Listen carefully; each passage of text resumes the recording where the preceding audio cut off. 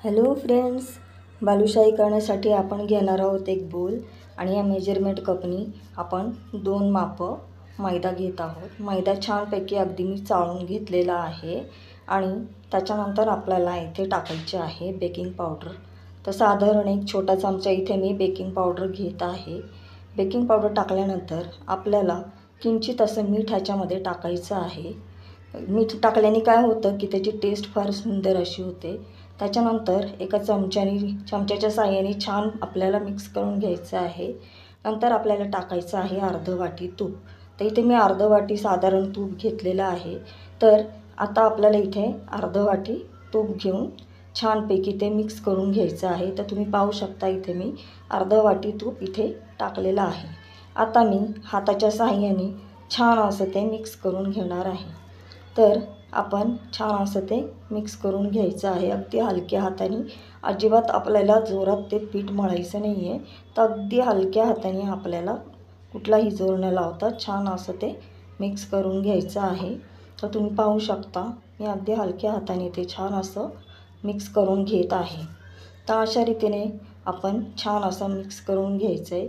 तर आता इथे पाहू शकता ह्याचं टेक्स्चर। तर आता हे बघा अशा प्रकारे ह्याचं टेक्स्चर झाल्यानंतर आपल्याला इथे काय करायचं आहे, थोडं पाणी ॲड करायचं आहे। तर आता इथे मी थोडं पाणी ॲड करणार आहे। तर आता थोडं पाणी ॲड करून आपल्याला अगदी हलक्या हाताने ते पूर्ण पीठ गोळा करून घ्यायचं आहे। त्याला मळायचं अजिबात नाही आहे। तर तुम्ही पाहू शकता इथे मी लागेल तसं थोडं पाणी टाकत आहे आणि हलक्या हाताने अशा प्रकारे आपल्याला ते एका जागी असं गोळा करून घ्यायचं आहे। तर आता इथे आपलं पीठ हे तयार झालेलं आहे। अशा प्रकारे आपलं पीठ तयार झाल्यानंतर एक स्वच्छ असं कापड घेऊन आपल्याला हे पीठ साधारण 5 ते 7 मिनटं असं झाकून ठेवायचं आहे। तर तुम्ही पाहू शकता इथे मी एक कापड घेऊन ते छान असं झाकून ठेवलेलं आहे। तर इथे काय करायचं आहे, तोपर्यंत आपल्याला इथे पाक करून घ्यायचा आहे। तर इथे मी साधारण 1 वाटी साखर 1 कप साखर घेतलेली आहे आणि 3/4 कप पाणी घेतलेलं आहे। तर माझ्याकडे ऑलरेडी आधीचा शिल्लक पाक माझ्याकडे होता म्हणून मी 1 कप साखर घेतलेली आहे। आता इथे आपल्याला टाकायचं आहे वेलचीची पूड। तर इथे मी वेलचीची पूड टाकली आहे, त्याने काय होतं चव अगदी छान होते। आणि त्याच्यानंतर इथे मी थोडासा कलर टाकलेला आहे। तर कलर अगदी ऑप्शनल आहे, तुम्हाला जर टाकायचा असेल तर तुम्ही टाकू शकता। त्याच्याऐवजी तुम्ही केसरचा सुद्धा वापर करू शकता। तर इथे आपल्याला एकदम चिकट असं करायचं नाही आहे तारीवपर्यंत। तर अगदी थोडंसं त्याला घट्टपणा येऊस्तर साखर विरघळून अगदी त्याचं असं आपण बोटाने बघायचं आहे की कशा प्रकारे आपला पाक तयार झालेला आहे। आपल्याला अगदी घट्ट असा पाक करून घ्यायचा नाही आहे। तर या स्टेजला पाहू शकता इथे मी तुम्हाला दाखवत आहे आपला शेवटचा जो ड्रॉप असतो तो अगदी हळू शेवटी एकदम अलगद पडूपर्यंत तेवढाच आपल्याला पाक करायचा आहे। अगदी एकताही पाक आपल्याला इथे करायचा नाही आहे। तर तुम्ही पाहू शकता अशा रीतीने आपल्याला हे पाक तयार करून घ्यायचा आहे। तर तुम्ही साधारण 2 कप साखर आणि 1 कप पाणी असं घेऊ शकता। माझ्याकडे आधीचा पाक असल्यामुळे मी फक्त 1च कप इथे साखरेचा वापर केला आहे। तर आता इथे पाहू शकता आपलं पीठ इथे छान असं तयार झालेलं आहे। बघू शकता किती छान असं टेक्स्चर त्याचं आलेलं आहे। तर अशा प्रकारे साधारण 4 ते 5 वेळा आपल्याला अगदी हलक्या हाताने पीठ आपल्याला असं पूर्ण असं उघडायचं आहे आणि पुन्हा आपण त्याला तशाच रीतीने 4-5 वेळा ही प्रक्रिया आपल्याला करत राहायची आहे। तर पाहू शकता किती छान अगदी याचं टेक्स्चर आलेलं आहे। तर अशाच रीतीने आपल्याला इतकंच त्याचं टेक्स्चर पाहिजे। तर आता छान हलक्या हाताने मी त्याचं छान असा छोटासा असा डो बनवून मी त्याचे असे गोल बॉल्स करणार आहे। तर तुम्ही आता पाहू शकता अशा प्रकारे आपल्याला आता ह्याचे छोटे असे गोल करून घ्यायचे आहेत। तर आता इथे मी छोटे असे तुम्ही तुमच्या अकॉर्डिंग लहान मोठे असे करू शकता। तर मी ते माझ्या हाताने असे गोल असे करून घेत आहे, पाहू शकता। तर गोल असे आपण करून थोडीसे त्याला आपण चपटे करून घ्यायचे आहे आणि चपटे करून घेतल्यानंतर आपल्याला काय करायचं आहे, बोटाच्या साहाय्याने किंवा पेन्सिलच्या साहाय्याने मध्ये एक होल करून घ्यायचं आहे। ते यासाठी की त्याचा साखरेचा पाक अगदी छान अगदी आपल्या बालुशाहीमध्ये मुरला जावा. तर पाहू शकता अशा रीतीने. तोपर्यंत मी कढईत गॅसवर तापत ठेवलेली आहे. तर कढई जेव्हा तुम्ही गॅसवर तेल टाकून तापत ठेवता तर अगदी लो फ्लेमवर आपल्याला ती ठेवायची आहे. गॅसची फ्लेम अजिबात आपल्याला वाढवायची नाही आहे. त्याच्याने काय होणार आहे, तुम्ही जर मीडियम फ्लेमवर जरी तुम्ही ती तळली तरी ती आतून पूर्ण कच्ची राहील आणि वरून ती तळली जाईल, ब्राऊन अशी होईल.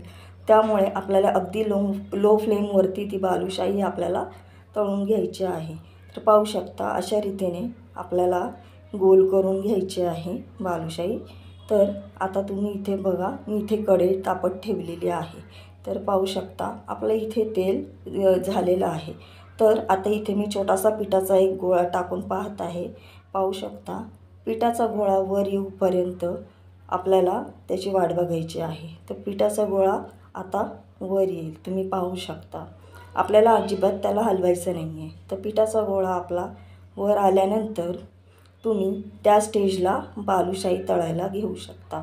तर पाहू शकता पिठाचा गोळा कसा फुगून वर आलेला आहे. तर आता याला मी इथून काढून घेत आहे आणि त्याच्यानंतर एक एक बालुशाही आपल्याला टाकायची आहे. तर बालुशाही तेलामध्ये जितकी बसेल तितकीच आपल्याला टाकायची आहे. जास्त अशी टाकायची नाही आहे, कारण ती तेलात टाकल्यानंतर पूर्ण अशी फुलते. तर तुम्ही पाहू शकता मी इथे साधारण 5 अशा बालुशाही टाकून घेतलेल्या आहेत आणि त्याला अजिबात आपल्याला हलवायचं नाही आहे. तर ती जोपर्यंत फुगून अशी वर येत नाही आहे त्याच्यानंतर आपल्याला ती पलटायची आहे. जेव्हा ती फुगून वर आली आणि आपण त्याला पलटलं की थोडीशी गॅसची फ्लेम आपल्याला मोठी करायची आहे. अगदी मीडियम फ्लेमवर मग आपल्याला ती तळून घ्यायची आहे. तर पाहू शकता फ्रेंड्स किती सुंदर असा कलर आपल्या बालुशाहीला आलेला आहे. तर अशा रीतीने आपल्याला छान अशी बालुशाही तळून घ्यायची आहे. तर पहा किती छान असं बालुशाही आपली झालेली आहे. तर आता झाऱ्याच्या साहाय्याने मी ह्याचं संपूर्ण तेल असं निथळून घेत आहे. तर अशा प्रकारे आपल्याला ही बालुशाही काढून घ्यायची आहे आणि अगदी कोमट अशा पाकामध्ये, म्हणजे अगदी गरमही नाही आहे एकदम कोमटही नाही, मीडियम असा पाक आपला हवा आणि त्याच्यामध्ये आपल्याला मग हे गरम गरम बालुशाही आपल्याला टाकायची आहे. तर पाहू शकता इथे आपला पाक तयार आहे आणि त्याच्यामध्ये मी बालुशाही टाकत आहे. तर आता इथे आपल्याला काय करायचं आहे, काटा चमच्याच्या साहाय्याने छान अशी ती बालुशाही आपल्याला त्याच्यात अशी मुरत ठेवायची आहे. काटा चमच्याच्या साहाय्याने मी छान ती त्याच्यामध्ये डीप करत आहे. तुम्ही पाहू शकता साधारण 2 ते 3 मिनटं आपल्याला ती ठेवून नंतर आपल्याला ती पुन्हा अशी पलटून घ्यायची आहे. तो जो पाक आहे तो छान असा तिथे मुरला जातो. तर पाहू शकता अशा रीतीने आपल्याला ती पलटून घ्यायची आहे आणि त्याच्यानंतर काय करायचं आहे, आपल्याला दुसरी पण आपण जी काही उरलेली आपली सेकंड बॅच आहे ती पण त्याच प्रकारे आपल्याला तळून घ्यायची आहे. तर पाहू शकता इथे माझा जो जास्तीचा शिल्लक पाक होता तो पण मी त्यामध्ये ॲड केलेला आहे. तर छान अशी आपली बालुशाही तयार झालेली आहे. तर एक स्टिकच्या साहाय्याने मी इथे प्लेटमध्ये काढून घेत आहे. तर बघू शकता किती दिसायला सुंदर अशी बालुशाही आपली तयार झालेली आहे आणि अगदी रसरशीत अशी बालुशाही आपली तयार झालेली आहे. तर आता इथे मी प्लेटमध्येही काढून घेतलेली आहे आणि आपली सेकंड बॅच पण त्याच प्रकारे आपल्याला छान अशी तळून घ्यायची आहे.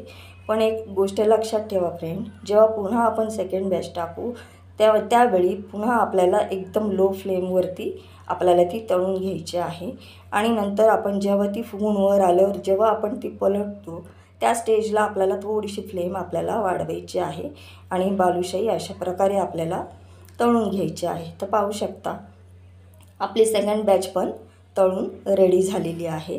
तर ही पण मी आता काढून घेत आहे. तर अशा प्रकारे आपल्याला ही काढून घ्यायची आहे आणि ही काढल्यानंतर पुन्हा आपल्याला ही अशी गरम गरम बालुशाही आपल्या पाकामध्ये टाकायची आहे. तर तुम्ही पाहू शकता आता इथे मी ही बालुशाही पाकामध्ये टाकत आहे. तर अशा प्रकारे पाकामध्ये टाकून पुन्हा आपल्याला तीच प्रोसेस करायची आहे. 2 ते 3 मिनिटांनी ती आपल्याला काट्या चमच्याच्या साहाय्याने पुन्हा एकदा पलटायची आहे आणि ती छान पाकामध्ये मुरली की आपल्याला स्टिकच्या साहाय्याने ती काढून घ्यायची आहे. तर पाहू शकता किती सुंदर अशी बालुशाही आपली तयार आहे. तर तुम्हाला कशी वाटली माझी रेसिपी प्लीज मला कमेंट करून सांगा आणि जर तुम्हाला माझी रेसिपी आवडली असेल तर लाईक आणि सबस्क्राईब करायला विसरू नका. Bye bye.